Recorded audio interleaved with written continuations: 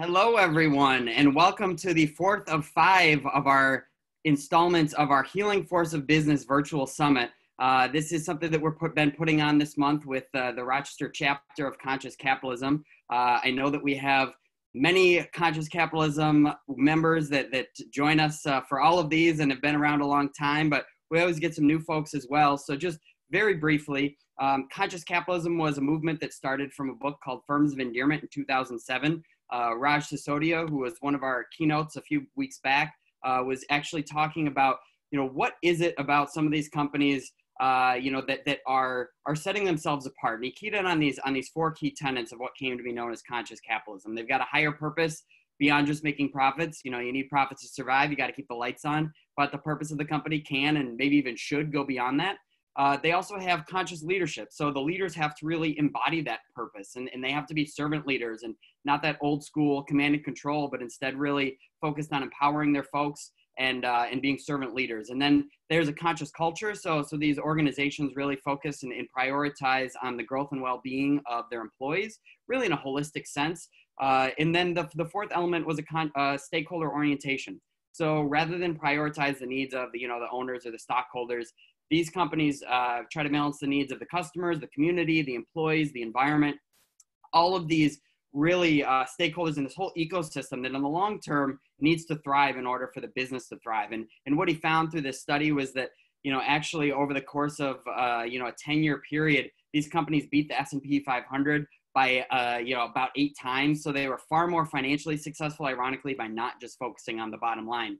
And so with some of the things that happened, not just the growth of the companies, but they had higher engagement, they had lower turnover, they started to attract even higher caliber candidates because more and more people are looking for jobs that give them a sense of purpose and feel like they can contribute. More and more people are being conscious consumers in the ways that they are trying to, align their both their investments and align the ways that they're spending their money with their values. And so we really see this conscious capitalism movement only continuing to grow. And what we try to do here in the Rochester chapter, we were actually the 3rd chapter of now more than 50 around the world, where actually a lot of the time that they are spending in creating these conscious capitalism types of companies, we said, well, what if we as a region in Rochester came to be known for a more conscious way of doing business? If at the individual firm level, it leads to engagement, it leads to retention, it leads to an increase in the bottom line. What if it could become an economic development strategy for Rochester, not just being a talent attraction retention strategy, but also increasing our regional bottom line, and along the way leading to more inclusive prosperity and also a more sustainable way of doing business. And so that's really the mission of our Conscious Capitalism organization. So we're really excited today to have a discussion around how we can build a more inclusive entrepreneurial ecosystem. That is really something where we feel like not only in terms of being a more diverse and inclusive for the types of people that are becoming entrepreneurs, but also the types of businesses as well. Both the industries that they serve and the customers that they serve. There's the high tech, high growth types of companies, and there are also the Main Street types of businesses, and all of them really need to be a part of a thriving entrepreneurial ecosystem for Rochester. So we're really excited to have our panel here today. As we've been doing for this whole virtual summit, we'll spend about the first 45 minutes just talking with our panel, but you can throw in your questions into the Q&A at any time, and we'll spend at least the last half hour talking through some of your questions as well. And if there's any questions that come up that happen to be relevant to the conversation, I might work them in sooner. Before we just get started real quick, I wanted to also just thank our visionary partners, the Accelerate team, Cleancraft, and the Bonadillo Group, and also our sustaining partners at Benefit Link, Home Leasing, Nazareth College, SWBR, 2 Point Capital Management, and Grit Health. And also we have been partnering with the brand new chapter in Syracuse, and they have a few folks that are making it possible for them out in Syracuse.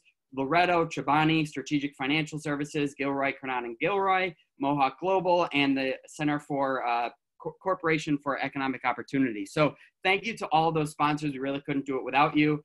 And we're really excited because of their support that we're able to bring these conversations, really build this community. Hopefully we'll be able to get back to in-person conferences where we can give you drinks and snacks and everything. But in the meantime, we're really enjoying these virtual opportunities to connect, and it's actually helping us to reach beyond just the people that could show up to our meetings in person. So we also have, because we have these Zoom meetings recorded, you can look back at our last 3 weeks where next week we'll have our final of our installments where we'll talk about corporate cultures that heal, again on that theme of the healing force of business. But we've also had a discussion last week around racism as a public health crisis and that determination from the Black Agenda Group, and why it's also a business imperative. That was really well received. You can check that out on our website. You can check out the recording either on YouTube or as a podcast. The week before, we had Raj Sisodia, who started the whole movement, talking about his new book, The Healing Organization. And we kicked off our conference with talking about how we can heal the upstate economy, both from COVID and the pandemic, but also through all of the social upheaval and racial unrest, and really trying to create a more equitable economy and society. And so we're really, really grateful to everyone who's participated. You can check out all of those videos, but without further ado, I wanted to get into our panel today because we've got a really great panel put together and really excited for the conversation. And so I'll go through one by one. And I really just wanted to actually start with Yasmin because Yaz is an entrepreneur. We've got both entrepreneurs and ecosystem builders here today with us. And Yaz does not have Rochester roots, but came to Rochester, and not only came to Rochester, but decided to start a business here. So she has an interesting perspective, and I'd love to hear, Yasmin. I know you've got Arkatecht as your latest venture, but what was it that brought you here to Rochester that really was something that drew you and kept you here? So I will give you the real answer, okay? But the real answer still has a happy ending. I actually grew up in Harlem, educated in New York City, but came up here for college. So I attended Alfred University. And by, serendipity, my college boyfriend, college sweetheart, now husband, attended Alfred State just across the road. Literally, if you've been to Alfred, New York, you know that it was literally across the road. Stayed there, and then ultimately decided upon graduating, as a recent graduate, if I'm going to be broke anywhere, would I rather be broke in New York City or someplace with a better cost of living, some greenery, and somebody I know who I had been with for several years at that point. And so, I came up here, I say, both for a combination of the heart and the mind. And it's been one of the best decisions I've ever made. Awesome. Love to hear that. So tell us then a little bit, I know you have your company Arkatecht, and I know that it's really focused on both, we've actually had some conscious capitalism panels in the past talking a little bit about how we can build a more inclusive culture for working parents, which is really right in your wheelhouse. So tell those listeners, though, that haven't heard of you in the past or weren't at some of those past meetings, just a brief overview of what Arkatecht is and what it's all about. So we are a company that creates professional advancement tools for working parents. What that looks like is a couple of things. We have a platform which admittedly we are seeing if we need to set it aside at the moment, but it recommends professional development events and then automates the coordination of childcare so that parents are more likely to actually have the logistics in place to attend these professional development opportunities to advance in their careers. But certainly given what's gone on the last few months with regard to COVID and the most recent announcements, and I think the realization that for most, if not all of Monroe County, parents are going to be contending with a hybrid school model where their kids are going to school 2 days a week, but then 3 days a week, they're going to be at home or having remote learning. So we've been gauging interest and a slow rollout of a service that does the matchmaking for parents, putting them into education clusters with support personnel as well, so that they can ensure that their kids are still staying on track academically, but that they can stay on track and preserve their careers as well. And that's called Advent. Yeah, a very timely pivot, and something I remember when you first posted about that. It was something that definitely a need that I had been hearing around the community. I would love to just kind of zoom out for a minute and talk a little bit about what your experience has been like in the Rochester community starting a business. What are some of the strengths that you see of our community, and what have been some of the barriers to making our entrepreneurial ecosystem stronger? I would certainly say that the strengths that I've encountered were that because we are a small to medium-sized city, whatever spin you want to put on it, people are perhaps more approachable.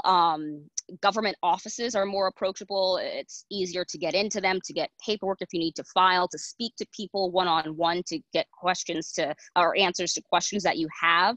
And there are a lot of personable people here who really want to help because they see helping you really as helping themselves and their community. And so I'd say a strength is that there is a great ease of access in general. However, on the flip side, I am no stranger to the idea that the ease of access that I've had, in many ways is positively correlated to the fact that, okay, I'm sorry. My child on the other side of the screen. It has been related to the fact that I have, a college background. I'm college educated, so I know where to look for certain things. Whereas if you are somebody with a dream, with motivation, which oftentimes is the most important thing, that grit, but you don't know where certain things are or who to contact or certain questions to ask, you can and often are excluded. That doesn't mean that you've been intentionally excluded. In some cases, that may be the case, but it does mean that, however it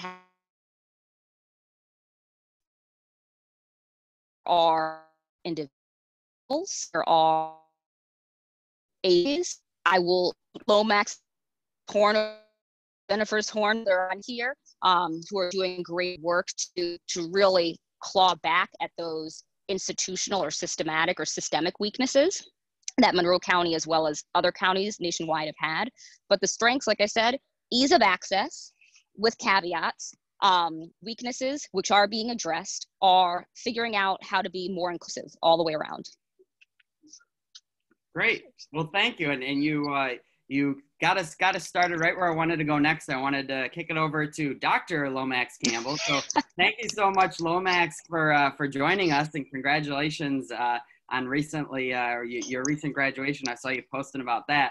But Lomax is really he's at the Office of Community Wealth Building, and really focused on taking a systemic look at what are the strengths, what's in our ecosystem, what are we missing out on, and if I'm not mistaken, going to be pretty soon talking a little bit about what that rollout looks like of this new Nexus program. So Lomax, can you just tell us a little bit about what you've been working on and what maybe, I know you got a soft launch pretty soon, but maybe give us some insight into what Nexus is going to look like.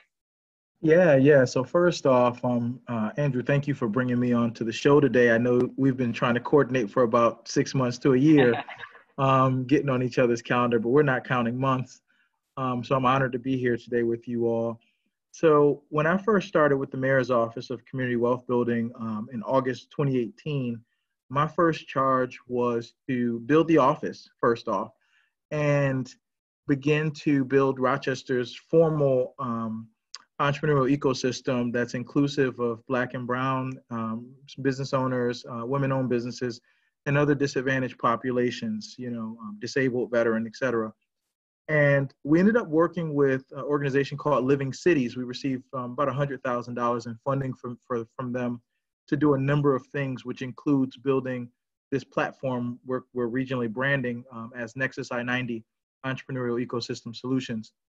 And that was leveraged to get additional funding from JP Chase. So I just want to acknowledge that we raised about a little under $250,000 to do this work. And in January of this year, we finally began the kickoff of implementing the solution. Nexus I-90 is a suite of solutions which includes a resource navigator, which will essentially catalog up to about 150 business-serving nonprofit institutions across the 9-county region in one provider system. So that as a small business that lives in 14609 or 14621, 14611 says that I'm looking for support, trying to flesh through the business model, the actual concept itself, who can help me flesh through the model within 5 miles of me, because the transportation available to me can only take me so far. And who does that with a specialization on female entrepreneurs.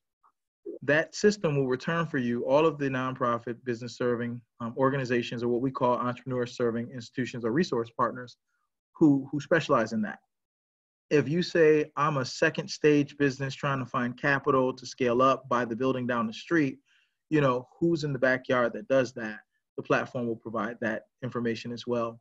And so it would show up as a profile. Like, you know, once you go through the query, you would see profiles providing a little bit about the organization, seeing what they specialize in, and you'll also identify who the point of contact is, as well as name, address, and phone number and web URL. And you will see a button that says, put me in touch with this organization, so you can complete a web to lead form and they can follow up with you. So that's the primary site itself, the feature on the site. There's also going to be a blog component to that system. We haven't named it yet, but we'll come up with a cool name for the Nexus I-90 blog. And there's also going to be a central calendar so that all resource partners listed in the system can begin to catalog all of their events that benefit small business owners in one place. Traditionally, you know, I've kind of looked at Rochester as an economic development donut where the city was left out of any development.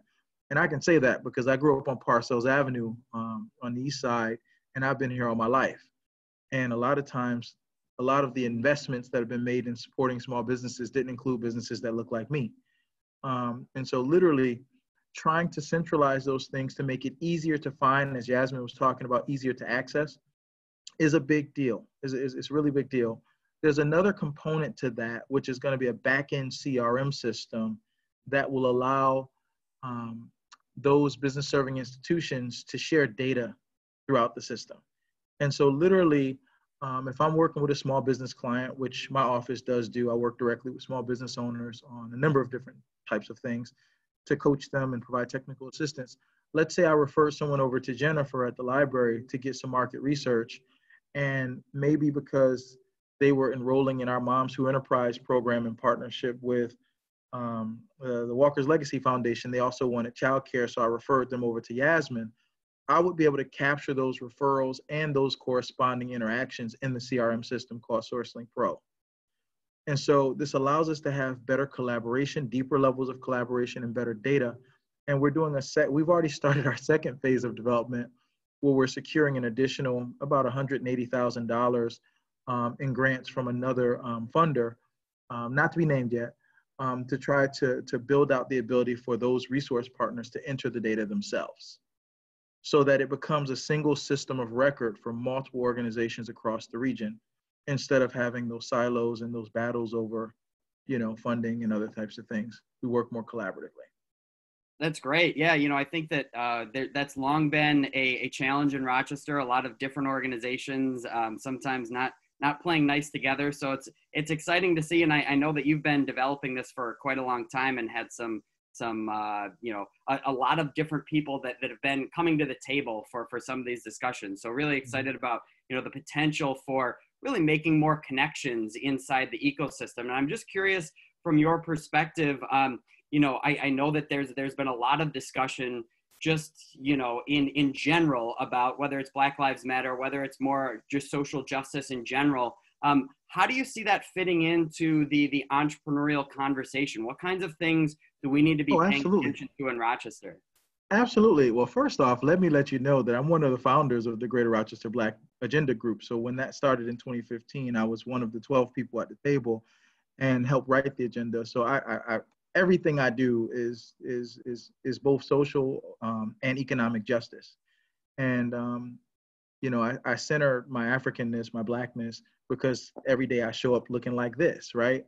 And so when we start talking about building an inclusive entrepreneurial ecosystem, one of the things that Living City required us to do when we were starting our cohort with them, they required our entire project team to fly out to either Austin or New York City to attend an Undoing Racism training offered by the People's Institute for Survival and Beyond, which they've been running those since 1980, successfully, getting policy change at the state level. And they've amassed over 100,000 multicultural Undoing Racism organizers and trainers since then. You know, this is their 40-year anniversary. And so the big idea I had as we were beginning to conceptualize Nexus I-90 and get organizations listed is I want to require within 2 years of listing organizations that get listed in the platform, I want to require them to send representatives to undoing racism training. And we were able to allocate about $40,000 of that grant from Living Cities to host 3 of those trainings here last October.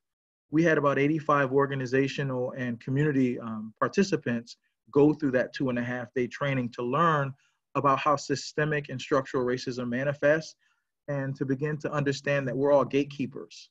You know, even if you're a secretary, there's a gate that you keep. And so we need to reshape that to be more inclusive and equitable in our dealings. And so I said, you know, even though I was able to get some of our resource partners to go through the training then, we need more of them to go through it. And so we spun off a local collective called the Undoing Racism Alumni Network in December. And we've been meeting monthly ever since. It's for all of the people who've ever gone through the training. Right now, we have a proposal brewing, looking for about $80,000 in funding to do 4 more to allow about 160 more participants to go through the training and about 40 alumni, so that we can begin to continue to inculcate this idea of equity and inclusion, and not sit around just talking about what are microaggressions, but literally doing the real work of analyzing where power structures sit and where structures and systems perpetuate disparities, so that we can actually remove those barriers and achieve the dream that we all claim we want. So it's in the blood of what we're doing. That's perfect, and that's really exciting too. We actually got a comment from one of our live audience members, Annette Brenner from NextCore. I don't know if they're on your resource list, but she said sign them up and we'll follow up afterwards. And also wanted to note that there's a statewide organization called Fuse Hub that has some virtual solutions for manufacturers throughout the state to link up some of those resources. So maybe another Excellent. opportunity there. So always Excellent. Great conscious connections, we call it. Absolutely. And if I can very quickly say this, any of you that are listening right now, either online or through the virtual chat room right now, if you are a business serving institution, nonprofit organization, you can certainly go to nexusi90.org and submit your profile for listing. It's free to be listed. So we welcome you to do that, nexusi90.org. Thanks so much, Lomax. And I want to turn it over to Arthur. So Arthur is with the Rochester Downtown Development Corporation. They started a program called the Commissary, because I think, as I mentioned a little bit in the intro, there's a lot of focus in many cities, and rightfully so, around some high tech, high growth types of startups and incubators and things that need to be done for some of those organizations, creating jobs and things. But I think also it can be exciting to say, how do we build more neighborhood businesses and Main Street businesses, to really diversify not only the folks in, the types of entrepreneurs and their backgrounds, but also the types of businesses that they're creating. So Arthur, tell us a little bit about this vision for the Commissary and this kitchen incubator that is getting kicked off. Sure. First off, I just wanted to say to Dr. Campbell that we are a 501c3 nonprofit who will be serving entrepreneurs. So we're going to sign up for your Nexus. I'm very excited about that. We appreciate that, and Heidi's my buddy. Right on. And so the Commissary, which will be opening up in September after a slight delay in construction, is attempting to provide entrepreneurs access to resources that they wouldn't normally have, specifically in the food service industry. So there's a lot of barriers to entering food service as an owner to a business. A brick and mortar establishment is very expensive. And until recently, pop-ups and virtual restaurants weren't really a business model that could succeed. So with the Commissary, we're providing a rentable kitchen, professional commercial kitchen by the hour, as well as professional grade storage for food product, which will allow people who have home businesses in the food industry the opportunity to scale up their business, as well as providing direct access to mentors within the food industry in Rochester, so that so that we become like a hub of resources for people looking to either scale up or open a new business in the industry. As to the original vision of the project, I came on about a month ago. So I'm more in the transition process from construction to realization. And the original visioning of it, I believe, just came from the fact that there is nothing like this in the region. And the process of taking a business from your home kitchen to the real world is incredibly difficult. Doing health code and business licensing and getting the paperwork that you need done, it can take a toll on someone who doesn't have access to these materials normally. So yeah, that's where we stand. Perfect. And I know that you're originally from around here, but spent some time out in California. So maybe have a little bit of an idea both of kind of what the economy is like out there, and maybe their entrepreneurial ecosystem, and certainly in the food industry. Maybe is there anything that you've seen elsewhere? Whether are there other cities that have commissary like incubators that you've seen that we can learn from, or other things just more generally that we could or should be doing here in Rochester? I know that there are other commissary style kitchens around the country. I have not personally visited or seen any of them. In California, I did have experience working in communal and shared kitchens, community kitchens, but it's a slightly different model because those were meant to serve marginalized communities, mostly like homeless populations, and as such, it was like a different structure than like a business incubator. But I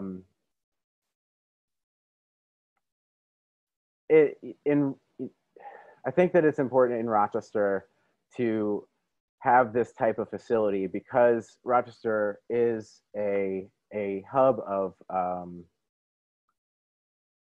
like food business and development. There's a lot of really excellent restaurants for a city our size, and there's a lot of people who participate and live in this industry in Rochester, and it's kind of in the blood of the community for the service industry. And we just want to provide people more access to that, and to give them a platform that allows them to succeed in their business without struggling, because that's the main thing in developing a food business, is getting it from concept to initial realization is the hardest step. Once you're going and moving, it becomes a machine that you can oil and keep running. But that first jump is really difficult. And so that's why it was important for a place like the Commissary to exist in Rochester, giving people more of an opportunity so that ideally we can create a vibrant food hub downtown. It's also part of the redevelopment of the Sibley building, which is really important for downtown development. Yeah, and certainly there's going to have to be, unfortunately, with everything going on with COVID and the challenges of restaurants, especially, there's probably going to have to be a lot of creativity in the industry over the next several years. So hopefully, hopefully that the commissary can be a big part of both maintaining, but also probably a lot of pivots coming through in the restaurant industry and in maintaining kind of that vibrancy that you're mentioning. I think it's really important. Thanks, Arthur. So I wanted then to talk a little bit about some of the other opportunities that are out there in terms of what we can do to build and some of the ecosystem builders that we have in Rochester that some of you may or may not know about. I know personally, I'm always learning more about what goes on at the library. I know that Jennifer is on the line with us and can really tell us a little bit about at the business center at the library. Their tagline, we were joking before we got started, it's more than you think is the Rochester Public Library's tagline, and so apt because I never knew how much there was available there. But Jen, for those that are either advisors to businesses or somehow ecosystem builders, what kinds of things are available at the library for us to build this ecosystem, both in general but also with that lens towards equity? Sure. Well, in terms of equity, we help everyone regardless of socioeconomic status, regardless of race. Every single person, you do not need to have a library card. You don't even need to come in if transportation is an issue. We do most of our work via email or via Zoom or via phone calls. You're welcome to come in if we ever open, but it's not necessary. We want to make it as easy as possible. Again, and we serve the entire Finger Lakes region, not just the city and not just Monroe County. So if you're not within the county, it doesn't matter. We're still going to help you. We're really, in terms of people who want to start a small business, oftentimes they don't even know what a business plan is supposed to look like. So one of the first things that we can do is show them what a business plan looks like. And most often we can show them one that aligns with the type of business they want to open. We then provide them the information that they need in terms of demographics, local competitors, so on and so forth, that they need then to populate that business plan. If they need assistance from, a SCORE mentor for more, hand-holding, we'll refer them or refer them to any of our other community partners. And again, we work with any size business. So we work with, 2,000 people to, you're a sole proprietor. And regardless of your size and regardless of your sales revenue, we are still free to you. So it's a great value. And again, you don't need to come in. You just can call us. We'll send you everything that you need via email. Typically, we also have the Carlson Center for Intellectual Property, which is an official branch of the USPTO. It's referred to as a Patent and Trademark Resource Center. My colleague Kate Mehta is an absolute genius at doing prior art searches. So if you are interested in patenting something or trademarking something, Kate can do those prior art searches for you. And it's a huge, just to put that in perspective, you can pay an attorney thousands of dollars to do that prior art search for you.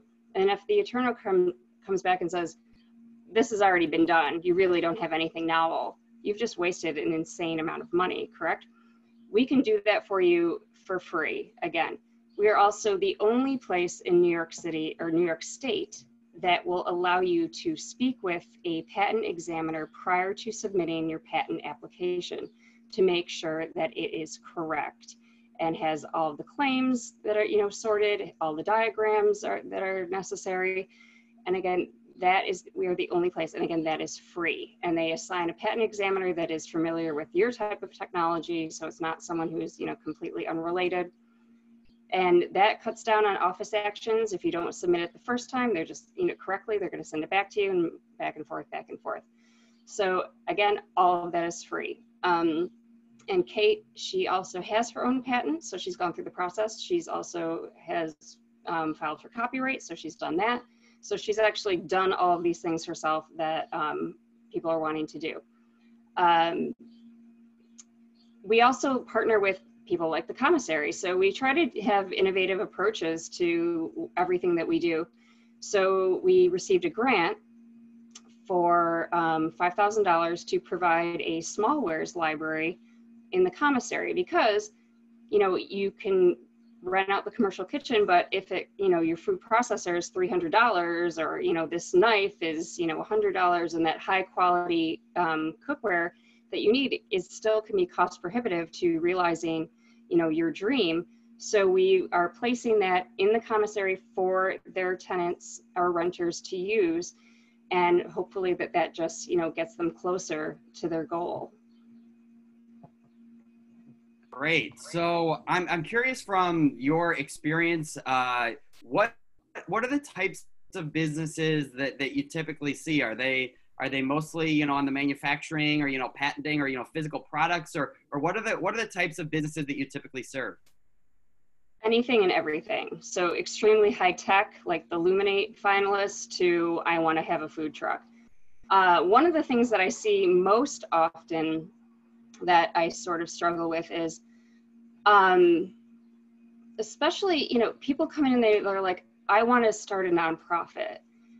They want to, and it's like, they're very, like, they feel like if they start a business, they're like bad. And it's like, I just always want to say, it's okay to make money. That doesn't make you like the man or whatever. And you can do a ton of good as a business, as, a conscious business. And there are many ways you can go about that, whether, you know, you're B Corp or whatever, you know, have a foundation tied to your business. But becoming a nonprofit is such a lengthy process. You know, you can start a business tomorrow. Getting your, you know, 501c3 status is going to be like 18 months from now. So I think there's just a real hesitancy sometimes that people think that if they start a business and they're making money, that somehow that they've, you know, they're part of the problem and that they can't help the community as a business. Yeah, it's a really interesting mindset, and certainly something close to our hearts at Conscious Capitalism. There are a lot of opportunities to make a positive impact through business. Actually, the Conscious Capitalism Inc., the organization that brings all of our chapters together, their mission is elevating humanity through business, right? Like there are all kinds of opportunities to make a positive impact. There's certainly a lot of great examples of unconscious or crony capitalism or all different kinds of things, but there also is a great opportunity to both create jobs and also to have a positive impact on the community, on the environment. There's a way to balance, as they say, the dynamism with the decency of capitalism. So thank you for that plug. It certainly resonates with many of our attendees, I'm sure. The last thing I wanted to ask you in this kind of opening round, I'm curious because I'm always learning about new stuff that's going on at the library, new things that you offer, and as you mentioned, you know, the accessibility of it. People, I think, are just blown away with how much they can get for just, you know, coming without having to pay for a lot of these services. What do you see as the most underutilized, or, you know, some of the things that you think, gosh, this is such a powerful you know, service that we provide, nobody knows about it, or, you know, things that are underutilized or not known about at the library? I would say until recently, I would say our division has been a, you know, closely held secret, but we have tons of MiFis that people can check out. So if you have a child at home that is, you know, doing schoolwork from home and you don't have internet access, you can check that out at the library and there's your internet access. So things like that, I think that really level the playing field even more, are really important to remember. Perfect. Well, thank you so much. I'm going to turn it over, just introduce our last but not least panelist, Katie Pulver from Junior Achievement. And in Junior Achievement, when we're thinking about entrepreneurial ecosystems, this is really about building the future entrepreneurs of Rochester. I actually, it's close to my heart. I'll kind of give full disclosure that I'm on the board of Junior Achievement. So, you know, I'm a little bit biased, but one of the things that I started as a volunteer with Junior Achievement, one of the things that really spoke to me was I was in a classroom with a bunch of fifth graders, many of which who, you know, varying levels, as there's often going to be varying levels of engagement in the classroom. And then we went through this one activity where we were basically just getting them to start, you know, what would be a new business? What's a problem or something that frustrates you that you think you could solve? And the ways that we were able, you know, this activity was, I think, supposed to be 45 minutes long, and we could have spent hours on it. There was so much creativity and even just so much that the students saw when they started to think about the possibility of entrepreneurship. So, Katie, I know there's so many different programs going on at Junior Achievement. I know also that not only do you serve the Rochester area, but also, you know, the central New York area, which we are partnered, as I mentioned, with the Conscious Capitalism chapter in the Syracuse, Utica area. So I know you do some work out there as well. But what are some of the programs that Junior Achievement offers, you know, for those entrepreneurs for our future? Thank you, Andrew, and I appreciate you having me on today and to be a part of the panel with 90% of the folks that I already know on the panel today. So it's good to see a few of you that I haven't seen in a while. And I think what's really important for young people to understand is that entrepreneurship is attainable. You know, if they don't have an entrepreneur in their family, if they don't have access to a mentor that is an entrepreneur, to know that they can build those skill sets. And when you can give them the opportunity to be able to put that into practice, it is going to be the most valuable learning experience of their lives. And being a part of you know, an event that we built here locally that actually is something that nationally JA offices have done, or an entrepreneurial type of event. We have in-classroom programs. We have now parent resources that are available through our website that we've made accessible to anybody who wants to be able to really sit down and talk with their kids about the opportunity to start business or entrepreneurial ventures. They can actually sit down with a mentor and figure out what an idea could be for them. So we started an Entrepreneurial Youth Summit, and Andrew has facilitated that for us for the past 3 years. Yasmin has actually been a mentor at the table for us. And many of the students who come to it don't even know that they want to be an entrepreneur. It's giving them the chance to see what their own ideas can generate. And what we have found in the past few years, more than anything, is that idea, that breathing around conscious capitalism is in them.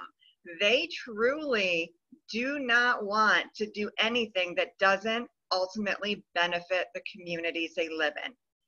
So the business ideas that they are coming up with always have that thread that runs behind them, whether it be a true social entrepreneurial venture or a profit venture that has that running underneath it. Other ideas really do reflect around that. So our programs that we have around entrepreneurialism help students really build foundation of understanding of what it means to actually own a business and what they might need to do to be able to build the skills and competencies around it, to actually coming up with that idea, working one-on-one with a mentor who can help them generate all the different ideas around the plan that they would have to present to someone so that they can truly understand in themselves what they have the capacity to do. And it's always exciting for us who work for the organization to see it, but it's even more exciting for the mentors who come to the actual events, interact with our kids, to know that that potential is sitting out there. And with a panel like we have today, it means that, you know, the resources are there. So how do we direct kids to those resources? And it's by all of us coming together and working together to truly make that happen. Because we recently, as JA, did a survey of 1,000 teens from 13 to 17 years old around entrepreneurship and starting a business during this time. And 66% of those kids said they would likely want to do it. So if you have that kind of enthusiasm, that kind of interest, how do we lead them to the right ways to be able to be successful with it? And that's really what's at the heart of what we do around our programs. So we have a key program like our Entrepreneurial Youth Summit that opens the door to kids in not just the Rochester market, but we also host one in Utica. And we are planning to launch one in Syracuse this coming year. And normally we'd have them in person, and like everyone else, we are converting to a virtual event so that they don't lose out on this important experience for themselves. We also have another program that's a much more in-depth program called the JA Company Program. It's the legacy program of JA that started us 100 years ago. It still exists today. And it's a very successful program for a student who truly wants to dive deep into running and operating a true business. They create the business, they run the business, they have to raise the capital for that business. And at the end of it, they do have to liquidate themselves out so they understand the full life cycle of the business. But ultimately, some of those companies go on and become companies. We just had a group of students in Binghamton that did exactly that. They started their own business, and it has a very decided thread of the community in it. And they did it, and it was born out of their own, you know, a little bit of angst and frustration, if you will, as seniors to not be able to be together. And it's called the Unify 2020. And their message is, let's come together in whatever ways that we can to help our community around us.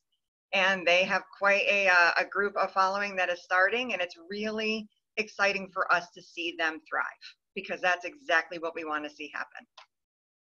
Yeah, thanks for mentioning that, Katie. One of the things that really struck me when we were first putting together that first Entrepreneurial Youth Summit, you know, we had a little module in there talking about social entrepreneurship and, you know, doing some good for the community and thinking about the purpose of your business. And I think we pretty quickly realized that they barely needed that nudge. You know, there's a lot of students, and almost all of them, when they pitch whatever their idea is, they want to make a difference through business. They want to be conscious capitalists. So that was one thing that really got me excited. And there's so many creative ideas out there. So thank you for doing that. One thing that I wanted to ask you, you know, is a little bit of a follow-up. I know that Junior Achievement, you know, you obviously serve this upstate New York region, but you know, it is I think, what is it, 101 years now of the national organization. So you do have also a vision a little bit of kind of other cities and what they're doing. Is there anything you've seen in other regions, whether Junior Achievement wise or just in the broader entrepreneurial community that you think we could bring in and kind of import into Rochester? I had the opportunity about a month ago. We had the same student group down in Binghamton actually qualified to go on to the National Student Leadership Summit. Only 75 students across all of JA get to participate in this. It is quite an exciting thing for them. And we get to, as field offices, see everything else that is going on in some of our other, you know, fellow field offices across the country, and what their students are coming up with.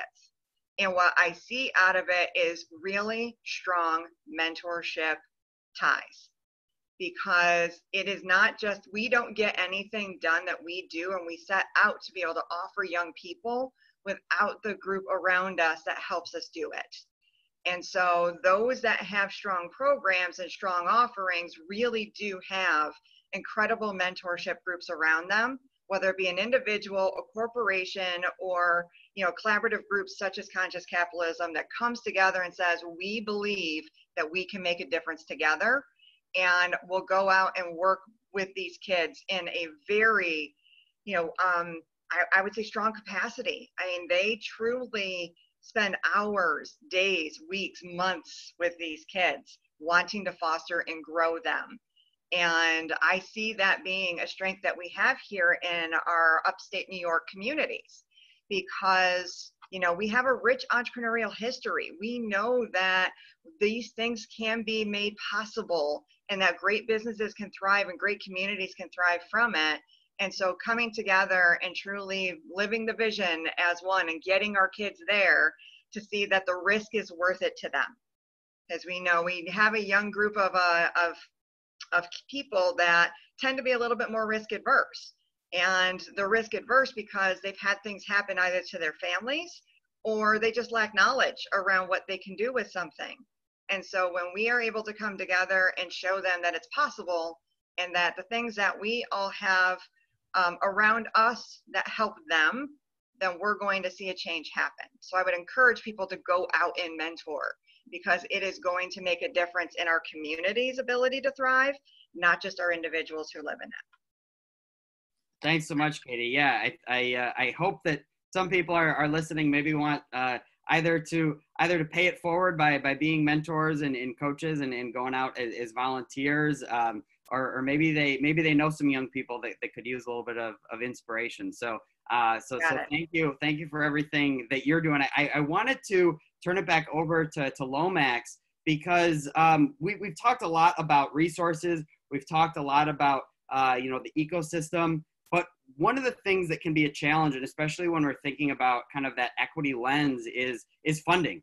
You know, there are great disparities of you know, about 10x of the average white family to the average family of color in terms of wealth.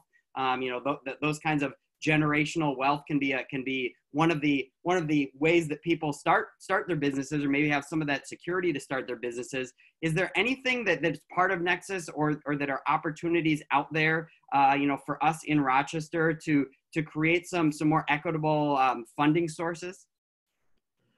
Sure. Wow, that's a big conversation, and I don't think we have enough time to fully process it.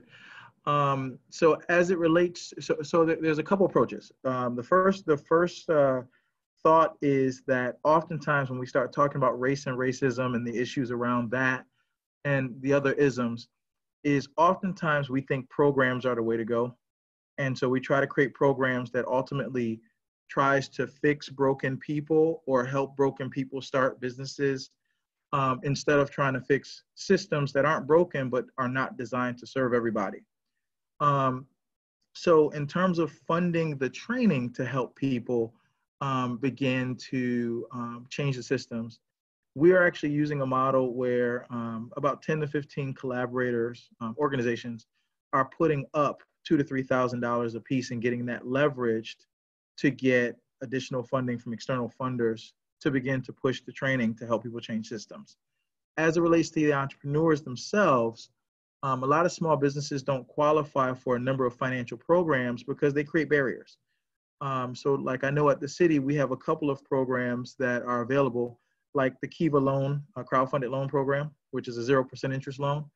And also the 50-50 matching grant, where a small business that's starting up can get up to $5,000 in CDBG dollars, community development block grant dollars, but they have to be able to provide up to $5,000 in order to get that match once they spend the money and provide receipts. But most financial programs require you to be in a brick and mortar establishment, which we know when you're trying to start up, you're not in a commercial establishment yet. And so we've been looking at ways to develop new financial programs through one of our partners, the Rochester Economic Development Corporation, that isn't geographically restrictive or doesn't have the requirement of being in a commercial corridor, as an example. Like we've had conversations with them about doing that. Other things is we've looked at culturally relevant approaches to raising funding. And so we talk about microfinance and crowdfunding now because it's kind of posh to do so. But there's this concept that you've also probably heard called Susu groups, where folks pool their resources. There's an app called eSusu that allows a group of people to pool their resources and then leverage that to get funding from places that generally want you to put 15 to 20% of what you're asking for in a pot. So those are some of the strategies to fund that that we're looking at now.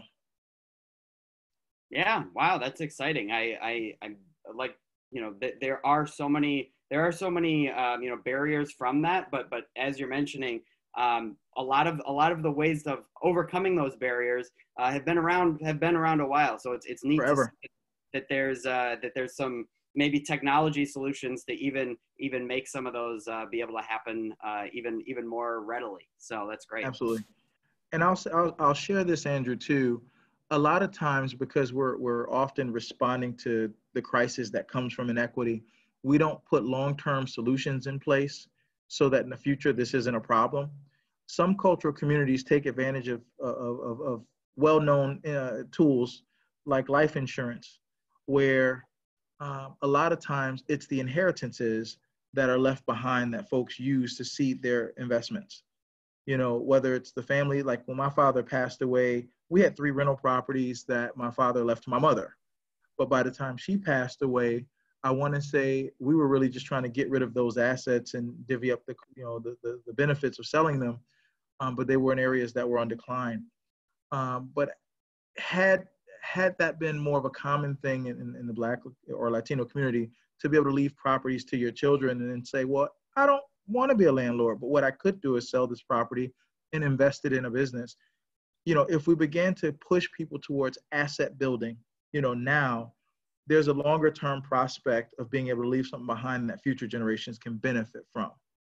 And I think that requires more of a cultural mindset change and some structural change in order to really push those types of avenues, because, you know, we're all not going to get free, so to speak, in the next generation.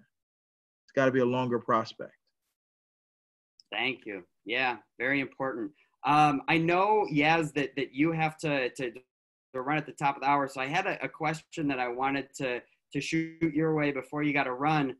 Really curious, just in general, your experience as a working parent entrepreneur, and just any advice that you'd have for others that are thinking about juggling all of those things, and then are there any other kind of lessons learned along the way? Yes. So I always start with the premise that life is short. So whether you're a working parent or not, but certainly if you are a working parent, you know, seriously, it sounds corny, but go for the stars. Do right. You can do right by your children, and you can do right by your own dreams and professional aspirations. Now, nobody says that you can do everything at once or be everything to everybody, but you could certainly reasonably do both. It's just a matter of the mechanics and the tactics that you use. And speaking as to what Lomax was saying, but I apologize, Lomax, at the beginning I said Lomax, and I will say Dr. Campbell, okay? I will put some respect on that name. You know, we're family. I know. You've got to think strategically in terms of what will be the best move for you and for your family now, but also what will really give not only you, but your children, your family, those dividends decades down the road, if you're so fortunate to see that far down the road. The biggest thing I would say, especially right now, because, you know, as it said, necessity is the mother of invention. There are a ton of challenges right now, admittedly, for working parents and for working parents who are entrepreneurs. But I can't think of any time but now where there's been more opportunity. All of the questions and all of the dilemmas that working parents have been saying for years, this is going to bite us in our you-know-whats, are now here front and center.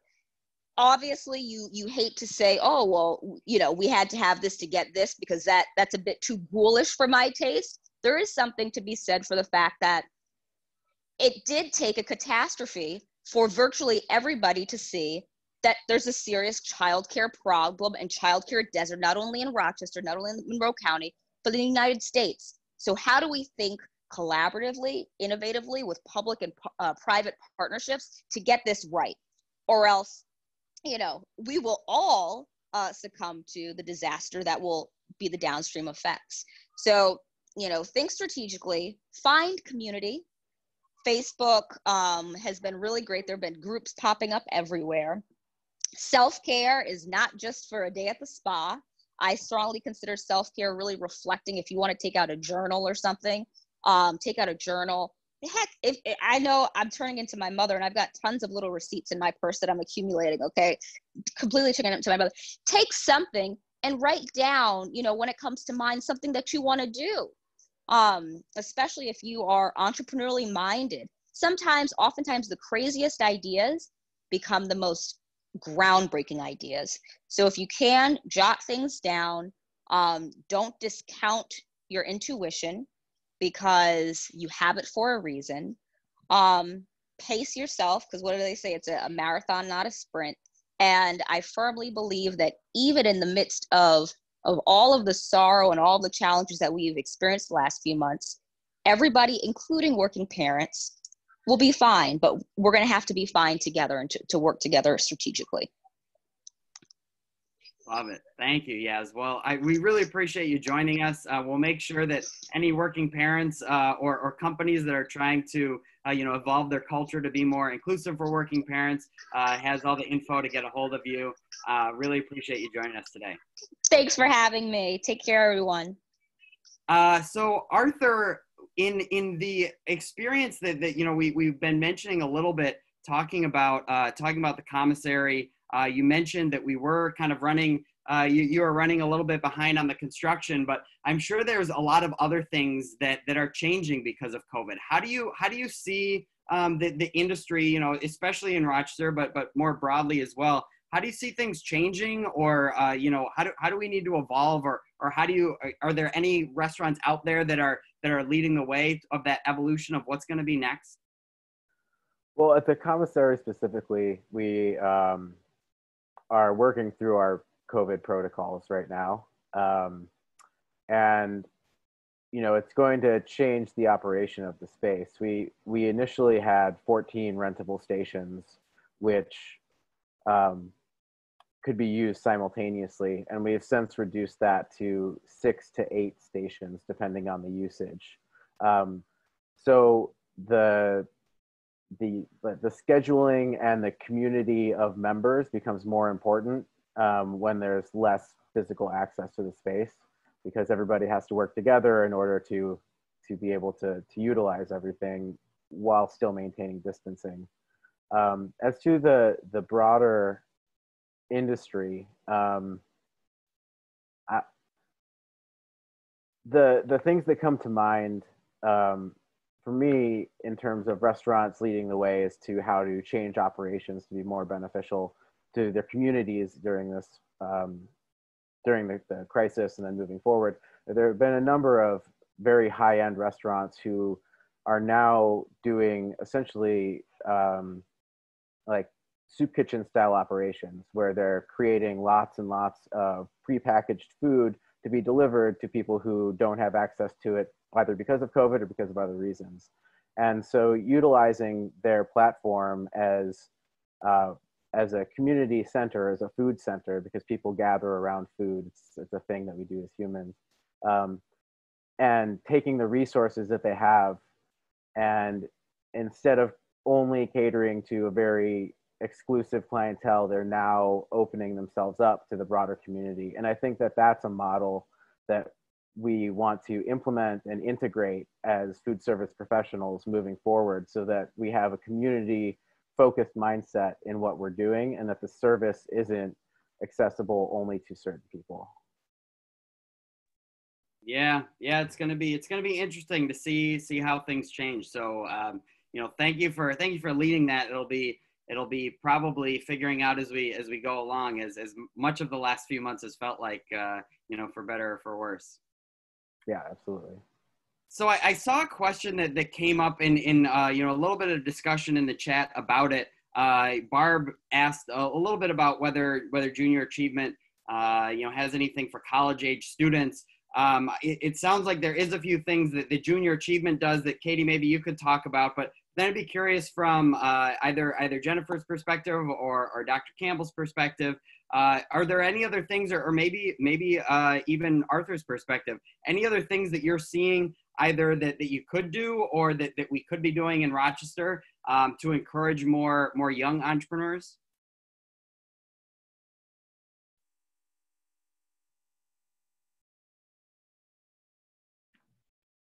Jen, you want to start that? I mean, Sure. I can. Jennifer, I mean, this is more to you and Dr. Campbell, I think. Oh, you know, one of the programs that my team supports is Biz Kids, which is a program through the city's Department of Recreation. And so they spend their school breaks learning about how to start a business. They, you know, it's a whole week long.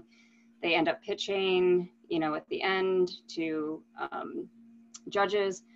And then those that have completed that first week-long course can then join a different group where they are at the public market selling lemonade that they've made from scratch and things like that. So those are great opportunities as well. Those are only available to residents of the city, I believe. But it's a great opportunity.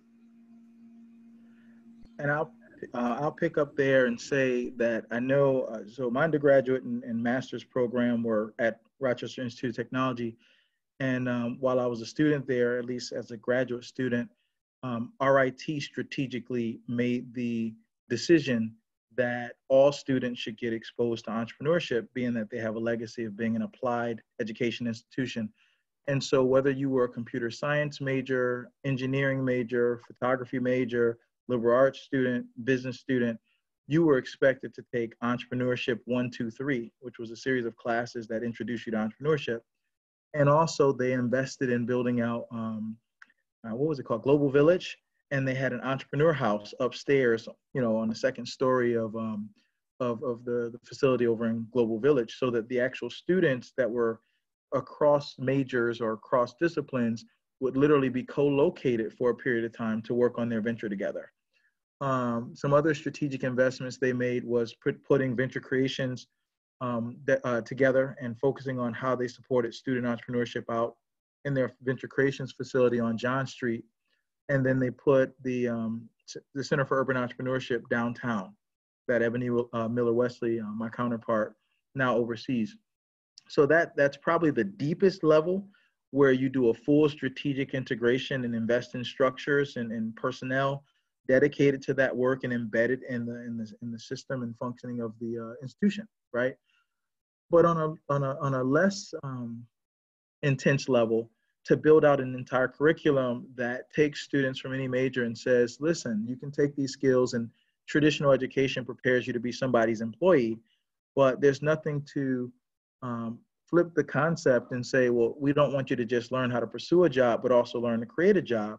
And you can build the integrated or interdisciplinary curriculum that draws on the various disciplines from philosophy, psychology, economics, communications, imaging arts, and such like that, that any college would generally have in its mix of offering, majors and professors with backgrounds. But you could develop that. And I think that through public-private partnerships, whether it's public institutions partnering with small businesses who are successful, or bigger businesses that are successful, or whether it's private institutions partnering with government and nonprofit organizations, they can create pathways for students to be exposed to entrepreneurship and also begin to build an actual business while on campus or while off campus that provides goods and services to the least of us in our community or to public entities and their constituents.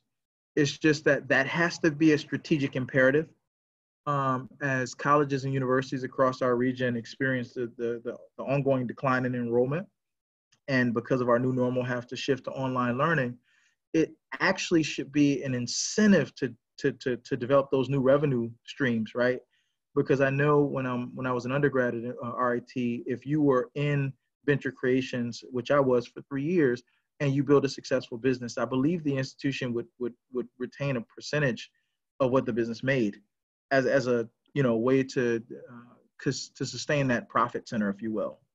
And so similarly, I see an opportunity for colleges and universities to invest in their talent, developing leaders of tomorrow, because successful entrepreneurs who graduate from there make the best alumni who can potentially make contributions back to the institution. So you just have to grow up the JA curriculum to be culturally appropriate and age appropriate. Well, it's funny you say that, because our company program internationally is run at the collegiate level. Okay. So, and I had mentioned to Barb Klein separately, privately, that program gets tapped even here locally. So they will come to us and say, I've had partners in Rochester as well as in Syracuse say, geez, we know that program because I was a graduate of that program. So what can we do to be able to get this in the hands of our collegiate students for the exact reasons that you're outlining? Yes, and proceed. I'm sorry. No, go right ahead. I was going to say, I'm going to echo something Andrew mentioned earlier. He doesn't know this, but I was also once a mentor in the Junior Achievement Program when I was a student.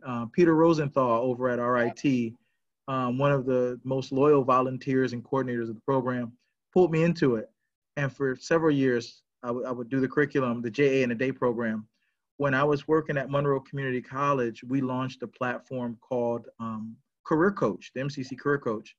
And I did an entire presentation slide deck to introduce college students, counselors, high school teachers, and families to this idea of multiple career pathways, trying to make data sexy.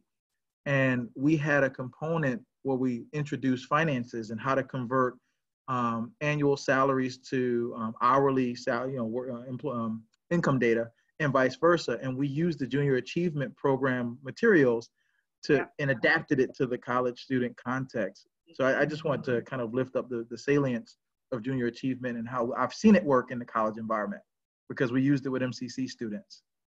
Yes. Well, thank you. And it goes back to how do we better integrate ourselves as partners to see where the strengths are that we each have, and to be able to really carry that load together to make sure that we're doing the best we can within our communities, to give the opportunities to those who we know we want to see that retention be here. Stay That's here, right. Be here, and know what you can do with that information. It takes relationships and centering the people. It does, and I'm glad you and I have come full circle. Likewise. As I met you that first day at RIT when Peter brought you in.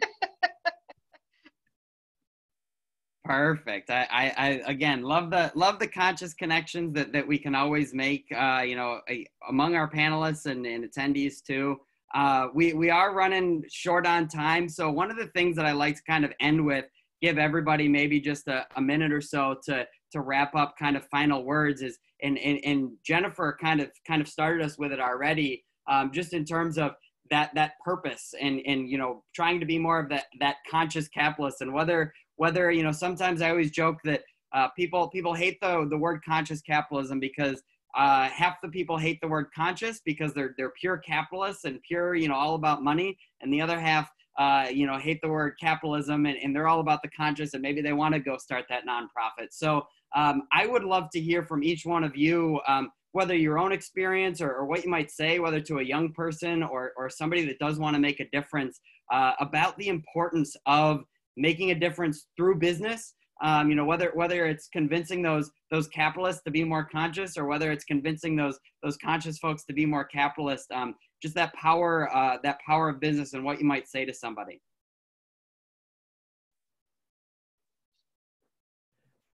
Okay, everybody don't jump out there. Yeah, I was gonna say, don't jump out there at once. Go ahead. Okay, I would say, they just need to have a good understanding in terms of being, a conscious capitalist of all the different variables that go into play, like your suppliers, your distributors. You have to know all the different, entities that you're dealing with, and to make sure that all of those people down the chain, your supply chain, are, models of behavior that you support. So, you don't want to be like, well, we're a conscious capitalist company, but we have this sweatshop in Bangladesh that, so thinking about the big picture, and also that, they really need to understand, how the world affects, they have to have more of a global mindset, because if you think, well, it doesn't matter what's happening in such and such part of the world, it's like, well, it does if you sell coffee and, there's, hurricanes that are, ruining the coffee crop. So I just say, think globally and look at, your supply chain and make sure that it's aligning with your personal values and mission. Love it. Thank you. Yeah, so I'll jump in briefly.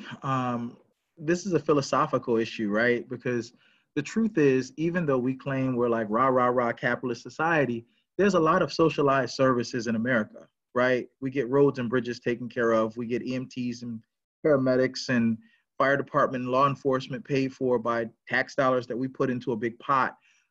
Folks invest through their 401k and 403bs and Roth IRAs in the stock market. Those are all just collective pots that we're lending our money out to so that society can function. And so we're really interdependent, right? And Jennifer was just talking about supply chains. Organizations rely on one another. People depend on one another. What hangs us up with capitalism is that fundamentally people that subscribe to pure capitalism are fundamentally thinking about their own best interests. And we know that society cannot function when people solely prioritize their own self-interest. We are social creatures and we socially construct our world.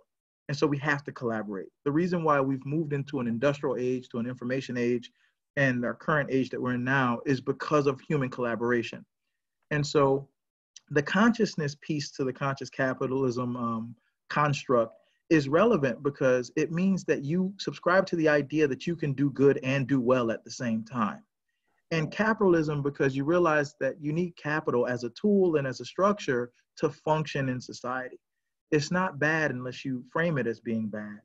I myself identify as a communitarian because I realize collaboration is vital, but the needs of the individual should not overstep or supersede the needs of the group. And that's how I kind of would kick it. Some people just should get over themselves. Appreciate it. Perfect. I'll build on that just a little bit with a phrase that was said in a recent gathering of business folks. And it was around, the students that we had at our competition. And one of the business mentors said to the students to fail better. and see your mistakes and your failures as opportunities to start again, to do better, to learn better. And I hoped, and I said to our kids that went, let that stick with you, because failure isn't a negative. Take it and do something positive with it. Figure out how to do something that is more constructive, that benefits everyone else, not just yourself. So I like that term, fail better. From the perspective of the commissary, I think what we're trying to do is provide a place where people can be empowered through their business as opposed to be burdened by participating in a system that doesn't necessarily, provide access to materials or resources or whatever. And so if we can create organizations and systems and places where people can take their ideas and use them to liberate themselves or move forward from their current situation, then that's an application of the conscious capitalism that allows for people to not become stuck in the system, but to rather to engage the system in a positive way. Excellent. I so appreciate all of you and your willingness to join us today. More importantly, all of the work that you're doing each and every day to build a more inclusive entrepreneurial ecosystem. I know we still have a ways to go, but there are so many positive things that are happening and positive energies. So hopefully there's some of our live attendees, many of the people who end up watching either listening as a podcast or watching on YouTube to the recordings to really engage with some of these folks and learn about how to be a part of that, because really one of the things we joke about, okay, how do we go from the place where everybody hates the word conscious capitalism because half hate the word conscious and the other half hate the word capitalism? How do we go to a place where conscious capitalism becomes redundant, where you don't need to say conscious capitalism because we create a system where all capitalism can be conscious? So that's really part of our vision. Maybe a little bit idealistic, but hopefully we can at least move in that direction. Thank you all for joining us today. We hope that we will continue to be in touch. And just a reminder to everyone watching, or if you're listening later on, hopefully you can join us. Our final of our virtual conference is going to be next Wednesday at 3 p.m. And just like we talked today about how to build a more inclusive entrepreneurial ecosystem, we'll be talking next time about inside of organizations, things that they're doing to be more inclusive, things that they're doing for healing. And then after that, we'll be going back to our monthly meeting format for conscious capitalism. So there will still be more to come, probably at least for the foreseeable future, still virtual. But we are really enjoying at least continuing the conversation. So thanks again to everyone for joining us, both our attendees and our panelists, and look forward to seeing you next time. Thank you. Thank you. Take care.